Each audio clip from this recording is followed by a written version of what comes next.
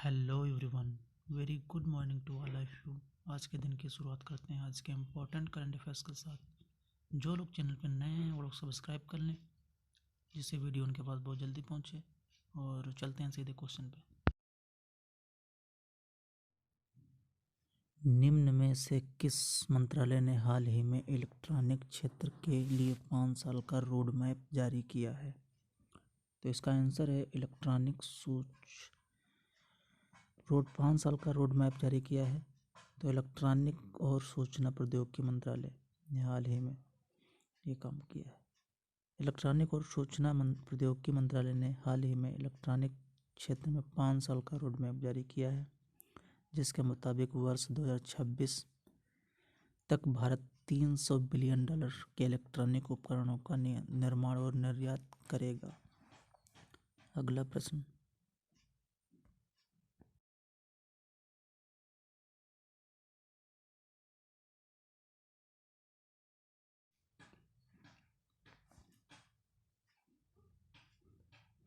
तिहत्तरवें गणतंत्र दिवस पर राष्ट्रपति रामनाथ कोविंद ने कितने वीरता पुरस्कार और अन्य सैन्य अलंकरणों को मंजूरी दे दी है?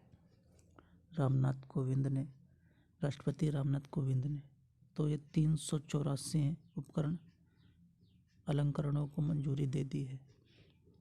73वें गणतंत्र दिवस पर राष्ट्रपति रामनाथ कोविंद ने हाल ही में सुरक्षा बलों के कर्मियों के लिए 384 पुरस्कार और अन्य सैन्य अलंकरणों के लिए गणतंत्र दिवस परेड में जम्मू कश्मीर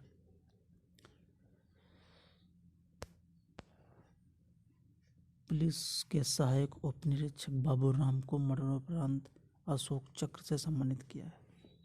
अगला प्रश्न। विश्व बैंक ने हाल ही में किस राज्य सरकार के लिए 1000 करोड़ रुपए के कर्ज की मंजूरी दे दी? इसका आंसर है पश्चिम बंगाल सरकार ने। पश्चिम बंगाल सरकार के लिए विश्व बैंक ने हाल ही में 1000 करोड़ रुपए के कर्ज की मंजूरी दे दी है, जिसमें से 400 करोड़ रुपए राज्य सरकार द्वारा चलाए जा रहे कर्मचारियों को लागू करने के लिए दिए जाएंगे। ऋण के दौर से कमजोर और गरीब समूहों को मदद दी जाएगी।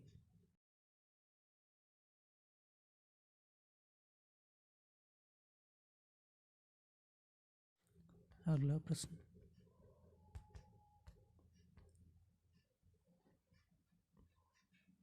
असम सरकार ने हाल ही में किस प्रसिद्ध व्यक्ति को असम वैभव पुरस्कार से सम्मानित करेगा? ये है रतन टाटा। असम सरकार ने हाल ही में देश के सबसे प्रतिष्ठित उद्योगपतियों में से एक श्री रतन टाटा को गुवाहाटी में आयोजित एक कार्यक्रम के दौरान असम वैभव पुरस्कार से सम्मानित किया गया है, जबकि असम गौरव सौरभ पुरस्कार प्रोफेसर दीपक चंद्र जैन, लवलीना बोरगोहेन प्रोफेसर को दिया जा रहा है।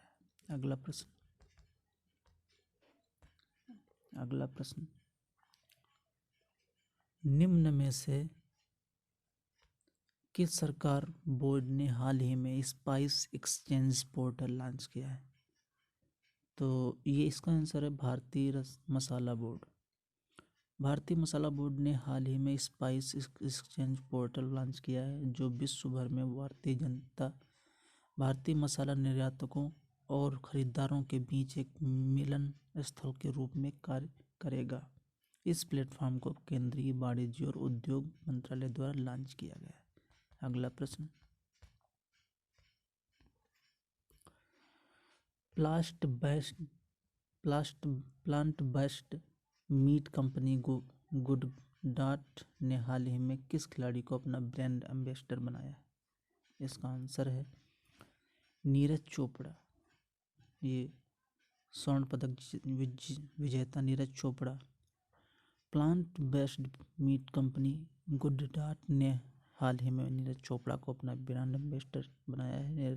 कंपनी नीरज चोपड़ा की मदद से प्लांट आधारित मीट की नई श्रेणी के बारे में जागरूकता पैदा करना है। यह कंपनी मटन, चिकन, अंडे के विकल्प प्रदान करती है। अगला प्रश्न, निम्न में से किस टेलीकॉम कंपनी ने 6G तकनीक के अनुसार और मानवीकरण में तेजी लाने के लिए फिनलैंड की ओलू यूनिवर्सिटी के साथ करार किया है? तो यह है रिलायंस जियो। रिलायंस जियो ने हाल ही में 6G तकनीक में अनुसंधान और मानवीकरण में तेजी लाने के लिए फिनलैंड की ओलू यूनिवर्सिटी के साथ करार किया है। ये दोनों और अंतरिक्ष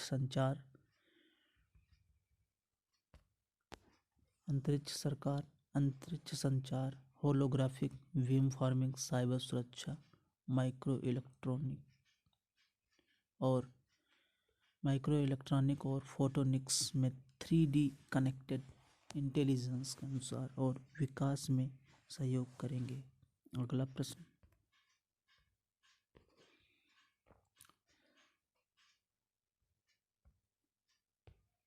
केंद्र सरकार ने किस वर्ष की अवधि के लिए विनोदानंद झा को prevention of money laundering act educating authority का अध्यक्ष नियुक्त किया है? तो ये 5 वर्ष के लिए। डिटेल नीचे दिया, देखते हैं। 5 वर्ष। केंद्र सरकार ने हाल ही में 5 की अवधि के लिए विवेकानंद झा को prevention of money laundering act educating authority का अध्यक्ष नियुक्त किया है। विवेकानंद झा वर्ष 1983 बैच के सेवानिवृत्त IAS अधिकारी हैं और इससे पहले पुणे में प्रधान मुख्य आयकर आयुक्त के रूप में कार्य करते थे। अगला प्रश्न, 27 जनवरी को पूरे विश्व भर में कौन सा दिवस मनाया जाता है? ये अंतर्राष्ट्रीय प्रलय स्मरण दिवस मनाया जाता है। 27 जनवरी को पूरे विश्व भर में प्रलय स्मरण दिवस मनाया जाता है। 27 जनवरी 1945 को सोवियत सैनिकों द्वारा ऑश्विट्ज़ बिरकेनौ के नाजी एकाग्रता और निर्वासन शिविर की मुक्ति की वर्षगांठ का प्रतीक है। अगला प्रश्न,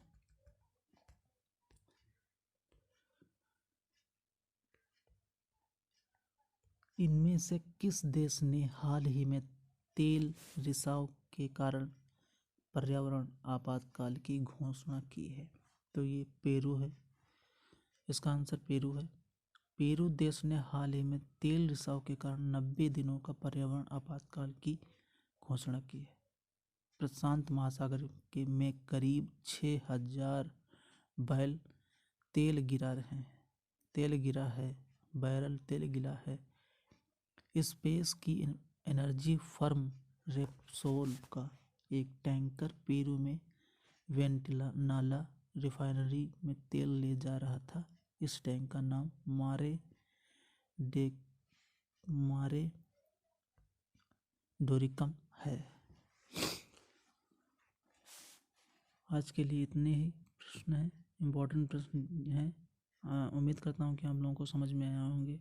और जो लोग चैनल पर नए हैं वो लोग सब्सक्राइब कर लें, जिससे अगली वीडियो उनके पास जल्दी से पहुँच जाए। Thank you.